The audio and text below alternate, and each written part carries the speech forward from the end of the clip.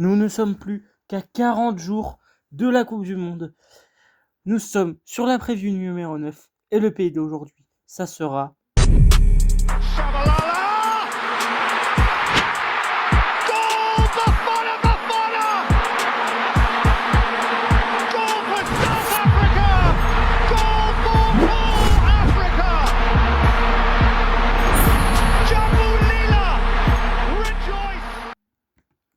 Et oui, vous l'avez deviné, ça sera l'Afrique du Sud.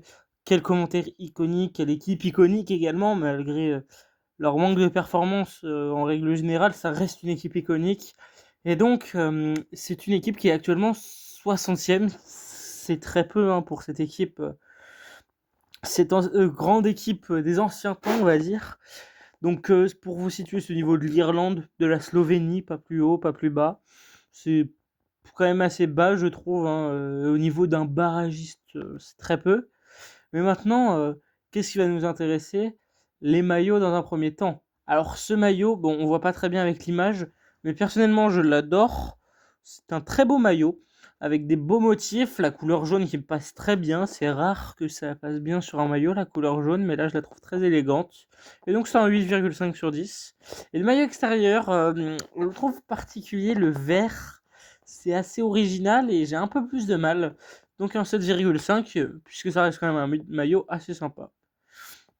Donc c'est leur 4e Coupe du Monde.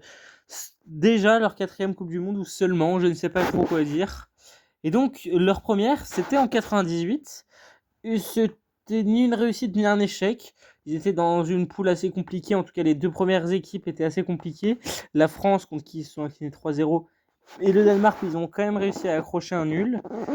Et par contre, une légère déception de faire nul contre l'Arabie Saoudite. En tout cas, ça ne s'est pas passé comme escompté en 98. Et en 2002, à un but près seulement, cette équipe de l'Afrique du Sud n'a pas réussi à se qualifier. Ils auraient pu se qualifier devant le Paraguay, mais à cause d'un match nul, d'une défaite seulement 3-2 contre l'Espagne et d'une victoire seulement 1-0 contre l'Afrique du Sud, le Paraguay a réussi à se qualifier à la différence de but, à un but près, donc, puisqu'ils avaient marqué 6 buts et l'Afrique du Sud n'en avait marqué que 5. Pendant que l'Espagne, elle, s'est qualifiée tranquillement et que la Slovénie s'est fait éliminer tranquillement. Et après 2002, c'est le désert jusqu'en 2010, où ils ont accueilli, donc ils n'ont même pas eu besoin de se qualifier. Et pour nous Français, c'est un très mauvais souvenir. Mais on a, donc comme je vous l'avais montré sur l'animation, il y a ce but iconique de Tchabalala. Et donc malheureusement une égalisation du Mexique peu après. Il y a cette défaite en revanche 3-0 contre l'Uruguay. Et cette victoire 2-1 contre la France, dont on se rappelle malheureusement en France. Coupe du monde assez compliqué pour nous. Mais donc pareil, c'est compliqué. Ils se font éliminer pareil à un point près, quoi. Ils auraient pu, s'ils avaient justement perdu moins contre l'Uruguay, ils auraient pu potentiellement se qualifier, mais malheureusement ça n'est pas arrivé. Et donc après tout ça, c'est compliqué. Il n'y a plus de Coupe du Monde. Après 2010, c'est le désert, il n'y a plus rien. Et donc, on voit, et ça se voit sur l'évolution historique du pays. Donc, il y a eu un pic en 2010, mais sinon, ils étaient montés à la 16e place jusqu'en 97.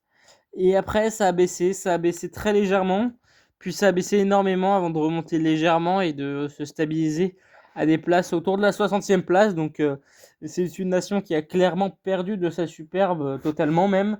Et donc, c'est assez compliqué. Maintenant, les résultats récents ne sont pas spécialement encourageants. Il y a effectivement, par contre, à la CAN, ils avaient réussi à sortir de poule malgré une défaite 1-0 contre l'Égypte, mais une victoire 2-1 contre l'Angola et une victoire 3-2 contre le Zimbabwe. Mais malheureusement, le Cameroun les éliminera en 8e de finale.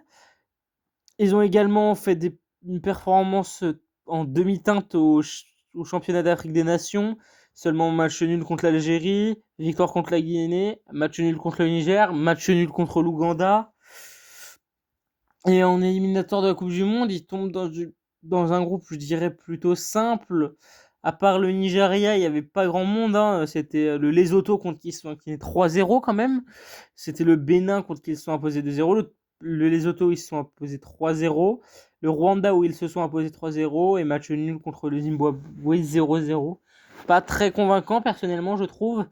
Et en amical, ça ne l'est pas aussi, hein. Victoire 3-1 contre la Zambie, victoire 2-0 contre le Mozambique. Et match nul 0-0 contre la Tanzanie. Donc, c'est des performances plutôt mitigées. Mais alors, c'est quoi les atouts de cette équipe qui pourraient peut-être les sauver pour cette Coupe du Monde? Alors, dans un premier temps, ça va être leur défense et leur rigueur défensive. C'est-à-dire ils font peu d'erreurs, ils se tiennent très bien au plan de jeu. Il n'y a pas d'excès, c'est très solide défensivement.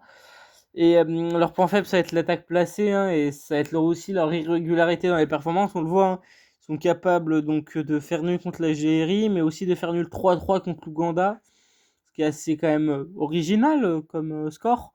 Et donc ouais, c'est assez compliqué. Donc leur principale arme, comme beaucoup de nations, de petites nations entre guillemets, ça va être les contres. Et donc dans leur effectif, il y a seulement 40 millions en cumulé, ce qui est quand même assez peu. Ce qu'on s'imaginerait pour une équipe de cet acabit-là, hein, qui a, je rappelle, pas la dernière CAN, mais celle d'avant, avait quand même réussi à atteindre les demi-finales. Mais tout rentrera dans l'ordre quand on verra l'effectif. Car oui, l'effectif, comme on le voit, c'est surtout composé de joueurs des Mamelodi Sundowns. Les Mamelodi Sundowns, c'est tout simplement une des meilleures équipes africaines. Et en parallèle, c'est là où quasiment la moitié de l'effectif joue en tant que titulaire. Et donc forcément, les automatismes sont présents déjà. Donc forcément, c'est beaucoup plus simple. Des joueurs entre des joueurs d'autres équipes nationales qui ont seulement joué peut-être 10 matchs ensemble dans leur carrière et eux qui ont joué peut-être 3 ou 4 saisons ensemble, tout de suite, ça fait une différence.